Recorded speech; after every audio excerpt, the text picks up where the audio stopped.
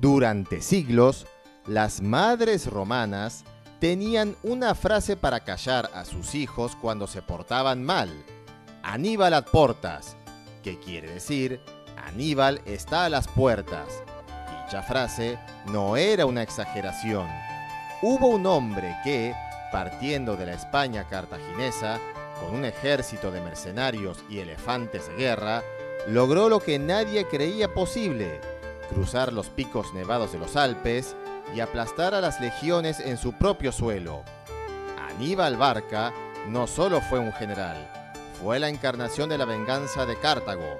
Hoy vamos a conocer al hombre que hizo que el Senado de Roma temblara de terror y que cambió para siempre la forma en que los romanos veían el mundo.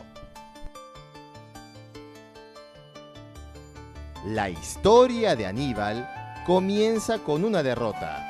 Su padre, Amílcar Barca, fue el gran general cartaginés de la Primera Guerra Púnica. Humillado por la pérdida de Sicilia, se trasladó a Hispania, actual España, para fundar un nuevo imperio cartaginés. Cuenta la leyenda que, antes de partir, Amílcar llevó a su hijo de 9 años ante un altar y le hizo jurar odio eterno a Roma. Aníbal creció en los campamentos militares, rodeado de soldados, aprendiendo que su destino era uno solo: destruir a la potencia que había humillado a su familia y a su ciudad. Cuando asumió el mando a los 26 años, tras el asesinato de su cuñado Asdrúbal, no perdió el tiempo. Atacó Sagunto, ciudad aliada de Roma, y encendió la mecha de la Segunda Guerra Púnica. Roma esperaba una guerra en España o en África, pero Aníbal hizo lo impensable. En lugar de ir por mar, donde Roma dominaba, marchó por tierras desde el sur de España, cruzó el río Ródano y se enfrentó a los gigantes de roca, los Alpes. Fue una marcha suicida. En pleno otoño, con un ejército de africanos, íberos, galos y decenas de elefantes, Aníbal desafió las avalanchas, el frío extremo y las tribus hostiles de las montañas. Perdió a casi la mitad de sus hombres en los desfiladeros, pero cuando bajó a las llanuras del norte de Italia, el factor sorpresa fue absoluto. El monstruo de Cartago estaba en casa de los romanos.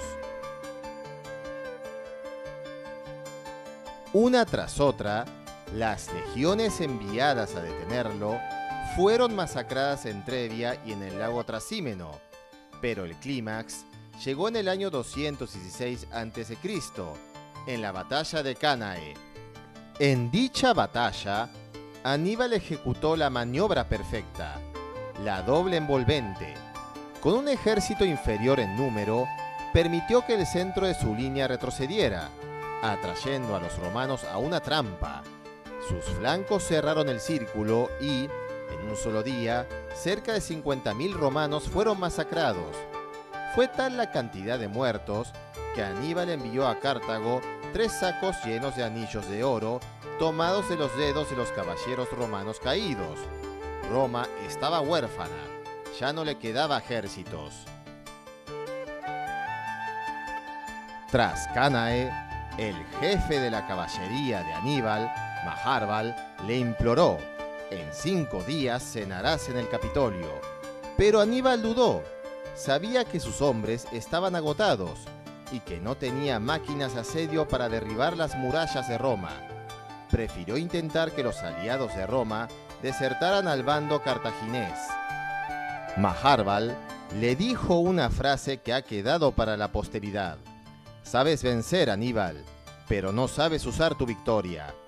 Durante los siguientes 15 años, Aníbal vagó por Italia, invicto en batalla, pero incapaz de dar el golpe final, mientras Roma, con una resiliencia casi sobrehumana, se negaba a rendirse y aprendía de sus propios errores.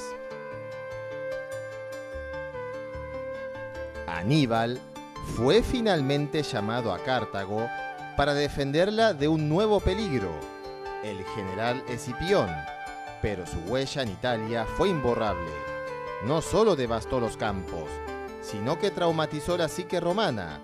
Gracias a Aníbal, Roma se dio cuenta de que para ser segura no bastaba con defenderse, tenía que dominar todo el Mediterráneo. El miedo a Aníbal fue la semilla que convirtió a la República en un imperio agresivo y total. En conclusión, Aníbal Barca fue el genio que demostró que Roma no era invencible, pero también fue la víctima de su propio éxito. Al llevar a Roma al borde del abismo, la obligó a volverse más fuerte, más profesional y más implacable. Pero la historia de las guerras púnicas no termina aquí.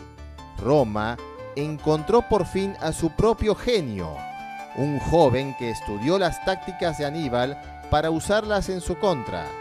En la próxima lección conoceremos a Escipión el Africano y el fin de Cartago. Nos vemos en la próxima clase.